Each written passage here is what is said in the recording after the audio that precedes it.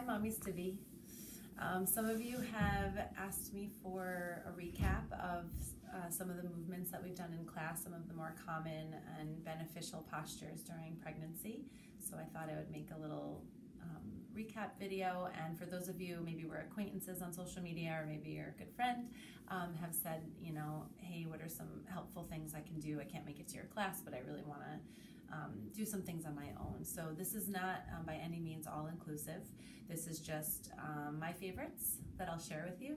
And my first favorite is the diaphragmatic breathing, so you can refer to other videos for that on my YouTube channel, and that is the foundation, so I really recommend that you watch that first. There's also another video that's super helpful on posture, which I find really helpful. So these poses that I'll give you are not necessarily static poses. There's a lot of dynamic movement, and that's how I like to facilitate and guide others to move. That's how my body intuitively moves, and that's how a pregnant body benefits from the movement. Is not necessarily static holding, but moving into and out of ranges of motion with breath.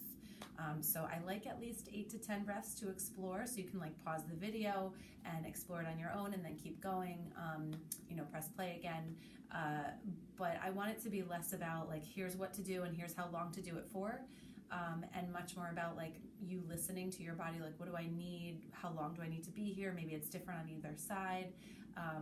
So kind of go inside and see what you need more so than anything else. So the first movement is from an all fours position. So you want to be in a position with your knees padded so that they're sensitive, you know, and then I like to have my knees a little bit wider than my hips and my feet a little closer together, right? Just to, again, we're like honoring this life space. We don't want to have any compression of the belly on the thighs. Okay, so we want to get the thighs out of the way. And you can do these from either your hands or your elbows, right? So you can drop to your elbows and do this, or if you have a raised surface, like say you're in your living room and the ottoman's right there or the couch is right there, you can put your elbows on the couch and be there. So either way, either on your hands or on your elbows. And then the first one is just kind of a linear movement, rocking back and forth, right? So you can do this from your hands or from your elbows, right? Just gentle rocks and keeping that movement going with the breath.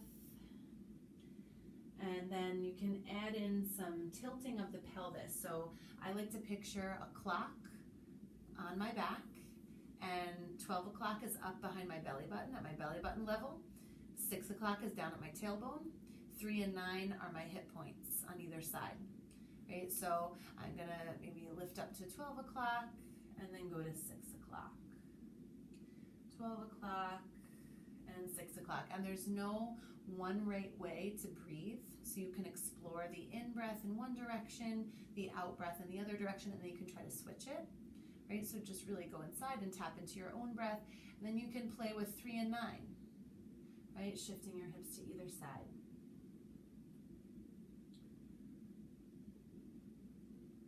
And then you can go all the way around the clock, right? So maybe I go to 12, and then I go the 1, the 2, the 3, the 4, the 5, the 6, the 7, the 8, the 9, 10, 11, 12. And you can go a couple of times in a clockwise direction, and then a couple of times in the counterclockwise direction. Notice how the rest of my body starts to go along for the ride. That's okay, right? Your body's gonna kind of follow suit with what your pelvis is doing. And if you notice like a stuck point, like, ooh, this feels like it doesn't really want to go there, right? My clock feels a little flattened on that one side. You can spend a little bit more time there, right? You don't have to be completely symmetrical. Okay, so give that a try. And you can spend, again, you can't really overdo this, so spend as much time as you want with it. The next movement is going to be from a half kneeling position. So I'll show you from the front first so you can see how I kind of make room for my belly. So if I were to step a leg forward, I don't want to have it right in the center, right? Because then I'm going to get compression here in my groin on the lower belly. So I want to make a little bit of room. I want to honor the life space. So my knee and my toes are facing in the same direction, okay? So then I'll turn to the side and show you what it looks like from the side. Right, so I give myself a little bit of space, I honor here, And this is really great if you're having any round ligament pain. So if you have compression through the groin or tension or cramping feelings on the bottom of your belly, this is really nice to get some space here. The one thing we want to just be aware of is that the weight of the belly is not pulling you forward into a tilt, right? So remember that pelvic clock. We don't want to go to 12 o'clock here, right? We want to stay down towards the center or towards 6 o'clock, right? Just to keep the integrity of the lower back, the length and space between the lower belly and the thigh. Okay, so staying here, and then we just oscillate this whole thing as a unit, right? So I can come forward and back into and out of the stretch instead of a static hold in the stretch. Now, if you do come to a point and it feels like you want an extra breath or two, that's wonderful. That's great. Be there and do that. But I really love this. And then if you want to add on a little bit into the side body, you can extend, whichever leg is back, you can extend that arm up, right? And breathe into that side of the rib cage. You can practice using the diaphragmatic breathing that we've worked on in class, or if you've watched the other videos. Inhaling, focusing the breath into the back body, into the back ribs, and then exhaling, maybe a little reach. You don't necessarily need to bend over to the side because we don't want to compress the other side, right? But all you need is that lift, okay? And then the final pose, you can do this either laying down just in the middle of the room, or you can do this with your legs up and over something, or with your feet on a wall. So I'll just show you in the middle of the room, and you can explore translating that into the other positions. But again, when you lay on your back, you want to use this sideline position, right? You want to use this position that we've gone over in class, to lay on your side, right? You don't never want to lay down like this and strain your center, okay? That's putting a lot of strain on the linea alba, that space between your abdominal muscles where they come together through the front. It's already stretched out. We don't want to stretch it even more and strain it even more. So we utilize this side position and we roll to the back. Okay, so I'm in this position on my back, and I want to hold behind my thighs. So my knees are going to stay wide. I want to hold behind my thighs and have nice, gentle, rocking movements here.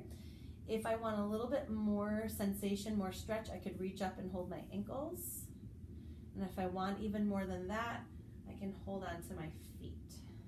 Okay, so no straining. If you go to reach for your ankles and your feet and you're scrunched in your belly and your head and neck are lifted and your shoulders are rounded, then back it off. Come back down to your back and hold on to the backs of the thighs, right? And just have gentle movement here. And the goal with this, and this is where watching the diaphragm videos comes in, is that you're using the inhale here to do a reverse Kegel. So you're using the inhale to completely drop down in the pelvic floor and relax it. And then you're using the exhale to do nothing. You leave it relaxed. You're going to feel a natural recoil, right? A natural little bit of a lift of the pelvic floor, but it's not a squeeze for dear life, okay? You're using the inhale to let go. This is one of the most beneficial places to practice that reverse Kegel. So again, maybe I'm in front of a wall and my feet are on the wall, or maybe I have my ottoman or my couch here and I have my legs on the couch, right? I can pull in and do some of the range of motion, but then I can come into center and then practice that reverse Kegel in this position. So I hope that was beneficial. Oh, and then to get up, yes, we're using our roll to come up, okay? So try that at home and let me know if you have any questions.